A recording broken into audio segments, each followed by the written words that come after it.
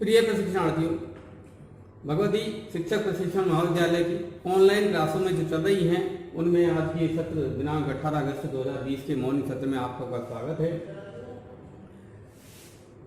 पिछले वीडियो में और जो पीडीएफ मैंने आपको ग्रुप में भेजा था उसमें अपन जो है अपने जो बात की थी, हम सब ने मिलकर जो बात की थी लैंग्वेज एप्रोच का करिकुलम के बारे में, लैंग्वेज एप्रोच का करिकुलम पेपर के बारे में बात चल रही थी। तो वहाँ पर हम लोग जो है श्रवण कौशल तक पहुंच चुके थे, यानी भाषा के जो कौशल थे उनके 4 प्रकारों के बारे में हम पढ़ चुके थे।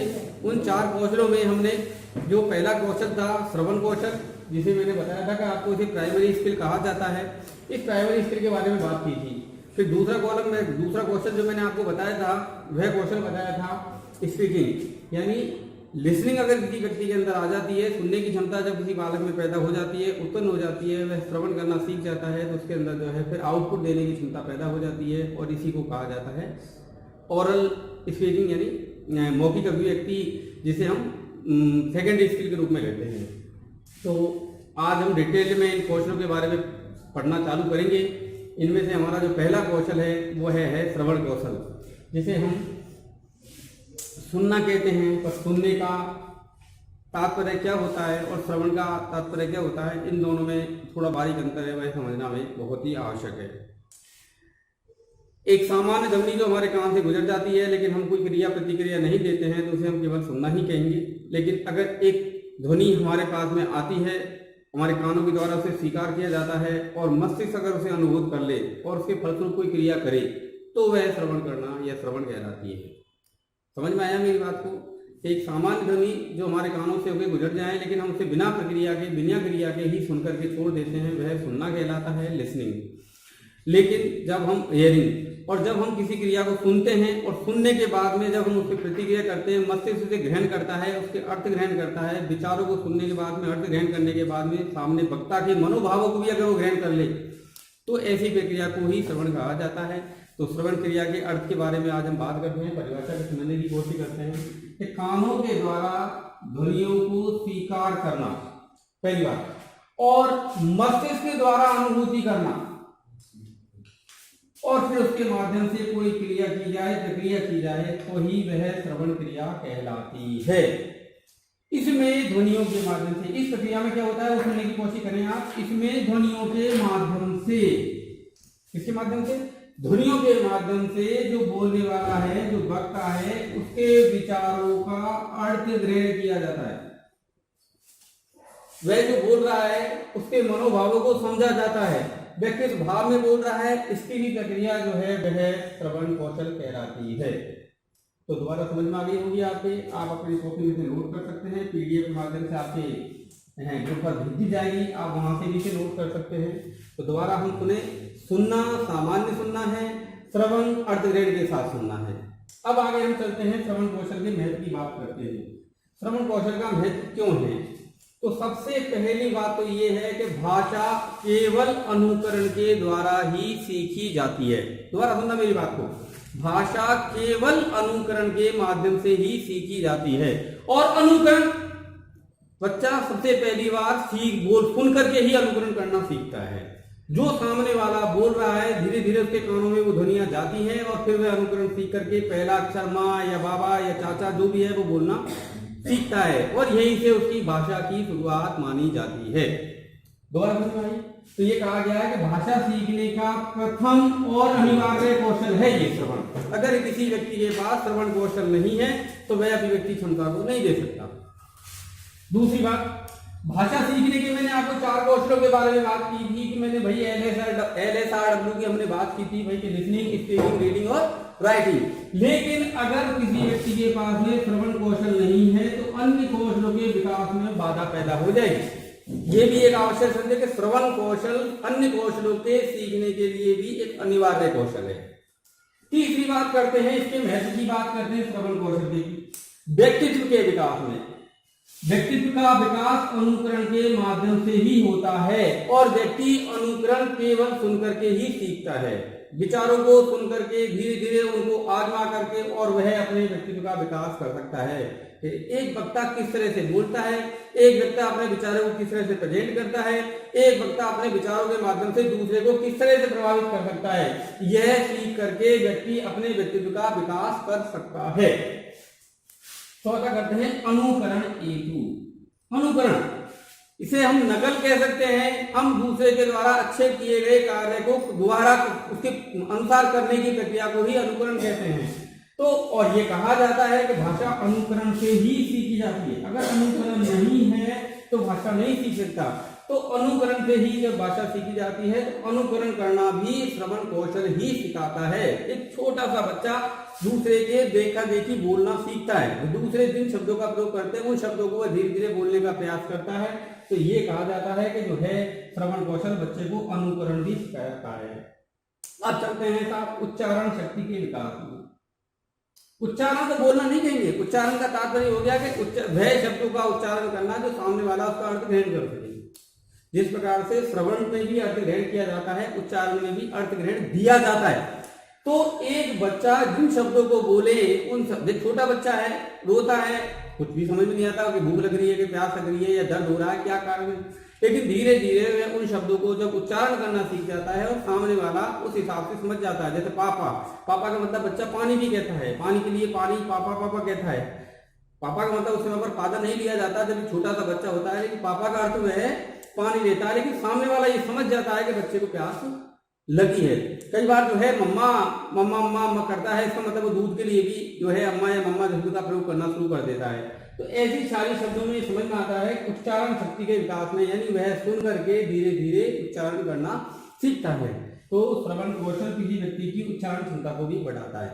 अगली बात करते हैं विचार अभिव्यक्ति की क्षमता। उच्चारण और विचार अभिव्यक्ति में थोड़ा सा डिफरेंट है। उच्चारण केवल बोलना होता है, बिना सोच समझ के हम कहीं भी बोल सकते हैं, लेकिन विचार अभिव्यक्ति होती है, इसमें व्यक्ति दूसरे को सुनता है, सुनने के बाद में उसके अंदर विचारों का जन्म होता है। दूसरे के विचारों को पढ़कर या सुन करके नवीन विचारों का जन्म होता है और इन नवीन विचारों को वह अभिव्यक्त करता है, और अभिव्यक्त करने की प्रक्रिया ही जो है विचार अभिव्यक्ति कहलाती है। और यह केवल श्रवण कौशल के माध्यम से डेवलप की जा सकती है। बाद में सेकेंडरी स्किल में बच्चा पढ़ करके भी विचार अभिव्यक्ति कर सकता है, लेकिन शुरुआती स्किल में जो है और अधिकांश है और प्राइमरी स्किल पे कहते हैं अनिवार्य रूप में जो है हम विचार व्यक्ति की जो क्षमता है वह दूसरे के विचारों को सुन करके ज्यादा आती है बजाय पढ़ने के बाद में, क्योंकि व्यक्ति सुन करके अधिक ज्ञान ग्रहण करता है और वह अधिक ज्ञान ग्रहण करेगा तो निश्चित रूप से अपने विचारों को भी अधिक रूप से व्यक्त करेगा। श्रवण कौशल की अगले जो है महत्व की बात करते हैं तो वह कहा गया कि साहित्य की विभिन्न विधाओं। अब विभिन्न विधाओं का मतलब कौन कौन सी विधा हो सकती है? गद्य की बात करें, पद्य करें, जीवनी करें, हम किसी प्रेरक प्रसंग की बात करें, हम और भी अन्य काव्यों की बात करें, अन्य भाषाओं की बात करें, तो इस सब की सभी विधाओं को समझने में भी श्रवण कौशल बड़ा ही महत्वपूर्ण रोल अदा करता है, अपनी महत्वपूर्ण भूमिका अदा करता है। तो अभी फिलहाल बोर्ड पर मैंने 2 टॉपिक लिखे थे, उन 2 टॉपिकों के बारे में आपको समझ में आ गया होगा। पहला श्रवण कौशल का अर्थ है और दूसरा हमने पढ़ा है श्रवण कौशल का महत्व। अर्थ के बारे में थोड़ा ध्यान से सुन लेना भाई, सुनना तो होता है लेकिन कानों के द्वारा किन ध्वनियों को सुना जाए और मस्तिष्क द्वारा अनुभूत किया जाए और उसके बाद में कोई क्रिया की जाती है तो वह श्रवण कहलाती है।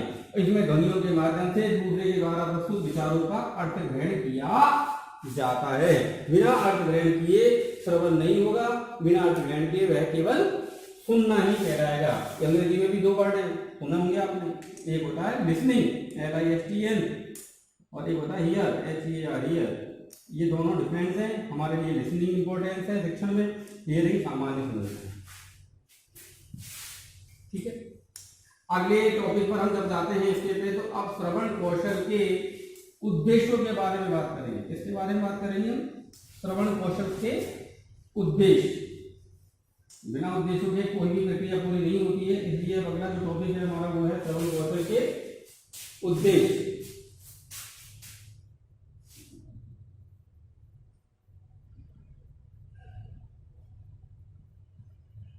श्रवण कौशल के उद्देश्य। ठीक है, श्रवण कौशल के उद्देश्य के बारे में बात करते हैं, कहते हैं दुनिया में कोई भी क्रिया बिना उद्देश्य के नहीं पूर्ण होती है। उद्देश्यहीन कार्य कभी सफल भी नहीं माना जाता है। उद्देश्य लेकर के ही आगे चला जाता है, उद्देश्य लेकर के। और शिक्षण तो निश्चित रूप से उद्देश्य की क्रिया है। अब हम चल रहे हैं यहाँ पर, जब श्रवण कौशल के उद्देश्य की बात करें तो क्योंकि सुनना कभी निरर्थक निरुद्देश्य नहीं हो सकता। तो ऐसी स्थिति में श्रवण के भी कुछ जो है उद्देश्य हैं। उनमें पहला और जो महत्वपूर्ण उद्देश्य है वह यही है कि व्यक्ति में श्रवण के प्रति रुचि उत्पन्न करना। ये जो कौशल है इसको सिखाने की प्रक्रिया, पहला उद्देश्य बनता है श्रवण के प्रति रुचि उत्पन्न करना छात्र में या सीधी श्रोता में। तो श्रवण कौशल का तात्पर्य ये हो गया कि उसके अंदर सुनने की क्षमता डेवलप की जाए। तो सुनने की क्षमता जब डेवलप होगी तो पहला काम यही है कि सामने वाले विचारों को वह रुचि के साथ सुन सके। अगर वह रुचि के बिना सुनेगा तो उसका मतलब है वह कुछ भी नहीं सीखने वाला, उसमें से कुछ भी ग्रहण करने वाला नहीं है। इसलिए हमें जो ये कहा गया है कि भाई सुनना चाहिए, वह रुचि के साथ ही सुनना चाहिए। तो श्रवण कौशल का पहला जो उद्देश्य है वो यही है कि श्रवण के प्रति रुचि उत्पन्न कर सके। व्यक्ति या बच्चा छात्र बैठ करके सामने वाले के विचारों को ध्यानपूर्वक, मननपूर्वक, चिंतन पूर्वक सुन सके। ठीक है ना। अगली बात करते हैं, श्रवण का उद्देश्य क्या हो गया? अर्थ ग्रहण की योग्यता पर योग्यता विकसित करना। किसी व्यक्ति के विचारों को सुन करके उसने क्या कहा गया उसके अर्थ को ग्रहण करने की क्षमता करना मस्तिष्क द्वारा श्रवण कौशल का दूसरा उद्देश्य है। और यह बहुत अनिवार्य उद्देश्य है। अगर अर्थ ग्रहण नहीं किया जाए तो वह सुनना निरर्थक माना जाता है। ठीक है ना। तीसरा जो है वह है शुद्ध उच्चारण की क्षमता। सुनना तो सही है, हम दूसरे के विचारों को तो सुनते हैं, लेकिन तुमने सुना होगा कि जो है अगर ध्यान से नहीं सुना जाए तो अर्थ का निरर्थक हो जाता है। शुद्ध उच्चारण की क्षमता विकसित करना, यानी सामने वाले ने जिस भाव में कहा है उसी भाव में श्रोता उसको सुने, ऐसी क्षमता विकसित करना। सामने वाले ने क्या कहा है, जिस भाव में कहा है, जिस क्षमता के साथ कहा है, जिस मनोभाव के साथ में कहा है, उसी मनोभाव में हमें उसे सुनने की क्षमता विकसित करना। यह भी श्रवण कौशल का एक प्रमुख उद्देश्य है। अगले जब उद्देश्य की बात करते हैं, अगला उद्देश्य जो है वह बहुत ही आसान है और बहुत ही जरूरी भी है। वो यही है कि हम सामने वाले के भावों या विचारों को जो है समझ सकें। विचारों, मनोभावों को समझना। सामने वाला गुस्से में कह रहा है और आप हंस रहे हो, या सामने वाला जो है मस्ती के मूड में कह रहा है और आप नाराज हो रहे हैं। इसका मतलब जिस भाव में वह कह रहा है उसी भाव में उसके विचारों को सुनने की क्षमता करना भी श्रवण कौशल का एक बहुत ही प्रमुख उद्देश्य है। सामने वाले के उद्देश्य को समझ में आ सके कि वह किस भाव में, किस मनोभाव के साथ में अपने विचारों को हमें प्रस्तुत कर रहा है। ये भी एक क्षमता है। आगे चलते हैं,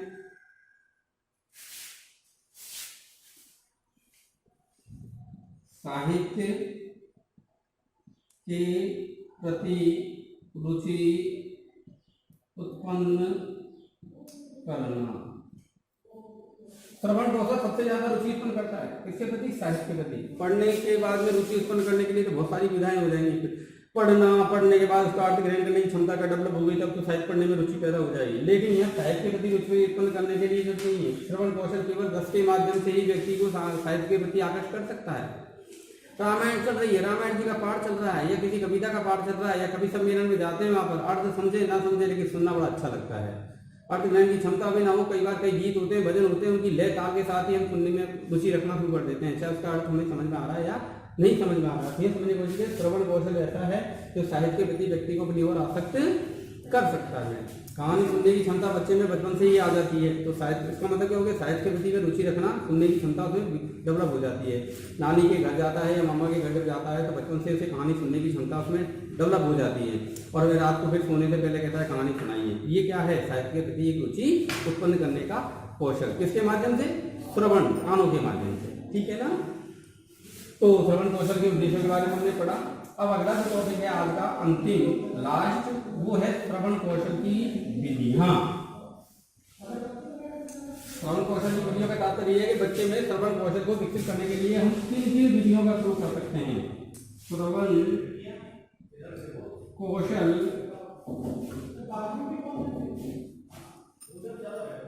को विकसित करने हेतु शिक्षण विधियां, यानी ऐसे कौन कौन सी विधियां हैं जिनके माध्यम से एक शिक्षक, जिनके माध्यम से ऐसी कौन कौन सी विधियां हैं जिनके माध्यम से एक शिक्षक बालकों में जो है श्रवण कौशल को विकसित कर सकता है। ऐसी कौन कौन सी विधियां हैं जिनके माध्यम से बालक के अंदर विभिन्न शिक्षण विधियों को विकसित किया जाता है। तो पहली विधि है प्रश्नोत्तर।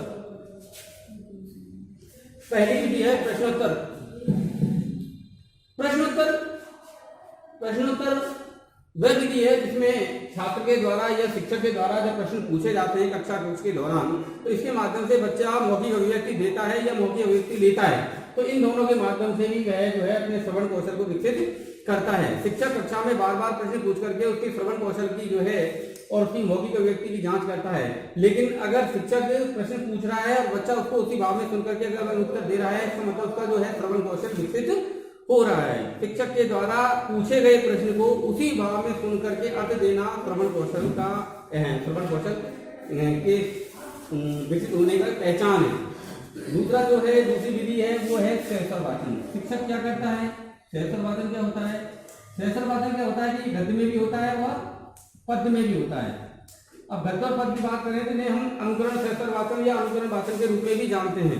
इसमें क्या करता है कि शिक्षक जब गद्य पाठ का वाचन करता है तो उसके बाद में वह शिक्षक बालकों से उसी पाठ का अनुकरण वाचन करने के लिए कहता है, और जब शिक्षक के द्वारा किया गया जो वाचन था उसको श्रवण करने के बाद में उसके बच्चे के अंदर में उन शब्दों का सही शुद्ध उच्चारण दिमाग में बैठ जाता है और अनुकरण वाचन में भी वह जो है उनका जो है उपयोग करता है।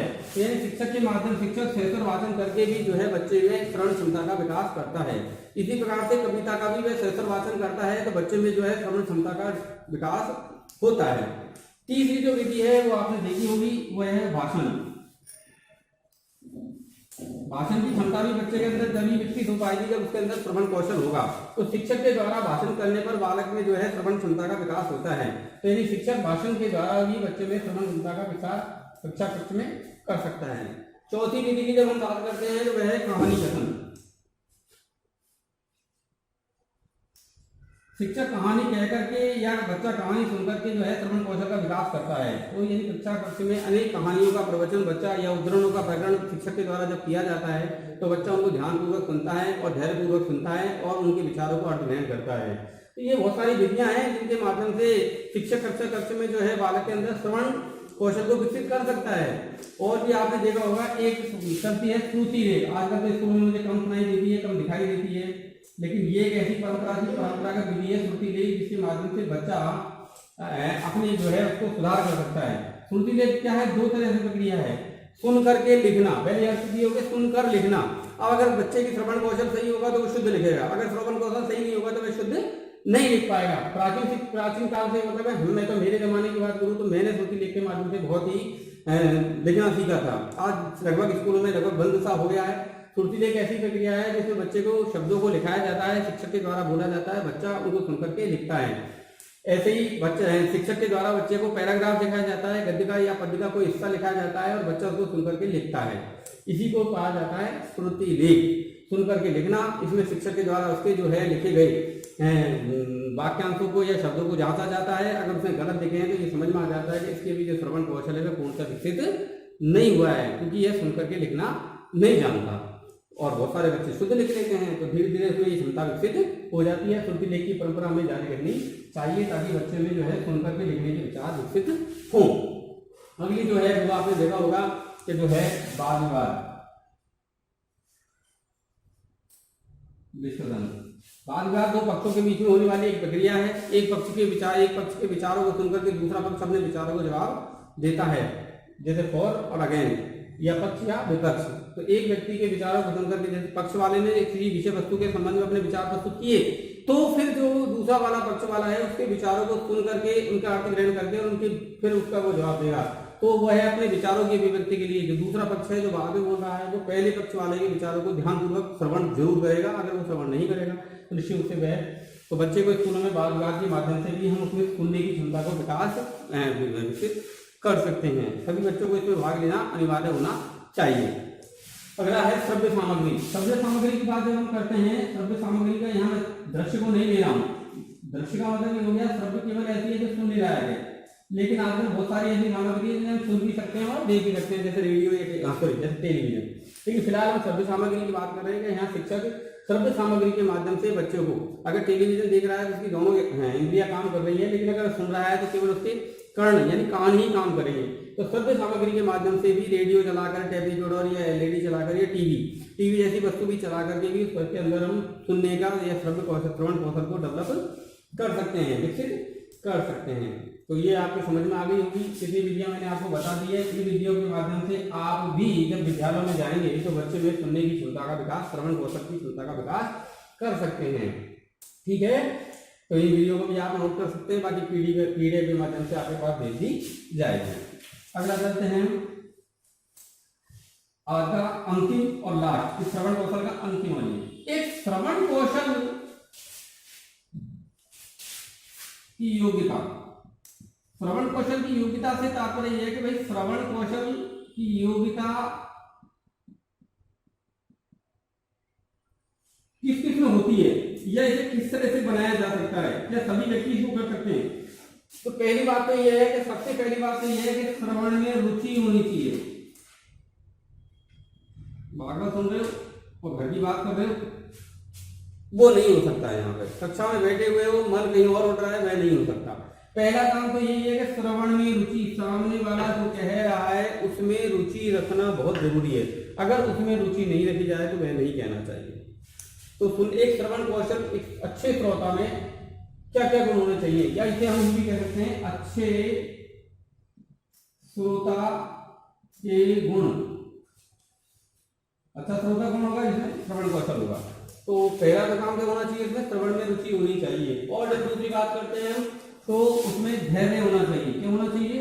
धैर्य, धैर्य पूर्वक श्रवण। उतावला या उत्साही व्यक्ति जो है सामने वाले को ध्यानपूर्वक नहीं सुन सकता, तो धैर्य पूर्वक श्रवण की क्षमता भी होनी चाहिए। और तीसरा है, बहुत इंपॉर्टेंट है, वह है भाव ग्रहण की क्षमता। आप ध्यानपूर्वक सुनेंगे, धैर्यपूर्वक सुनेंगे तो सामने वाला जिस भाव में कह रहा है वो भाव ग्रहण की क्षमता भी आपके अंदर आ जाएगी। यानी सामने वाले की भाव ग्रहण की क्षमता आपको होनी चाहिए। श्रवण कौशल एक अच्छे श्रोता गुण है। और चौथा जो अंतिम है वो चौथा नहीं है, ध्वनि के प्रकार और वर्गीकरण की पहचान। एक अच्छे श्रोता को ध्वनियों की पहचान होनी आवश्यक है। और पांचवा है उसकी जो श्रवणेंद्रियां हैं वो बिल्कुल ठीक होनी चाहिए। कैसी होनी चाहिए? कान, अगर सुनेगा ही नहीं तो सब चीजें पूरी हैं, चाहे रुचि हो, चाहे धैर्यपूर्वक श्रवण हो, आप ग्रहण क्षमता हो, ये सब चीजें हो, लेकिन अगर श्रवणेंद्रियां ही ठीक नहीं है आपकी, कान ही ठीक नहीं है, तो आप कुछ नहीं सुन सकते। तो आज हमने 4 टॉपिक्स के बारे में बात करी। पहले भाषा का अर्थ, भाषा का अर्थ हो गया सुनना, सुनने के बाद में कानों के द्वारा स्वीकार करना, मस्तिष्क के द्वारा अनुभव करना और क्रिया करना, यही श्रवण कहलाता है। अगर सुन लिया जाए मस्तिष्क से कोई क्रिया ना करे तो श्रवण नहीं होगा। दूसरा हमने पढ़ा था श्रवण, और उसमें दूसरे के विचारों की दूसरे के विचारों का अर्थ ग्रहण किया जाता है। उसके बाद में हमने पढ़ा था श्रवण कौशल के क्या पढ़ा था, महत्व, और महत्व के बाद मैंने फिर पढ़ा था श्रवण कौशल के उद्देश्य, और उसके बाद में हमने पढ़े थे श्रवण कौशल की विधियां के विकसित करने की विधियां, और अंत में हमने आज पढ़ा कि श्रवण कौशल की योग्यता या एक अच्छे श्रोता में क्या क्या गुण होने चाहिए। यहाँ पर आज का वीडियो मैं क्लोज कर रहा हूँ।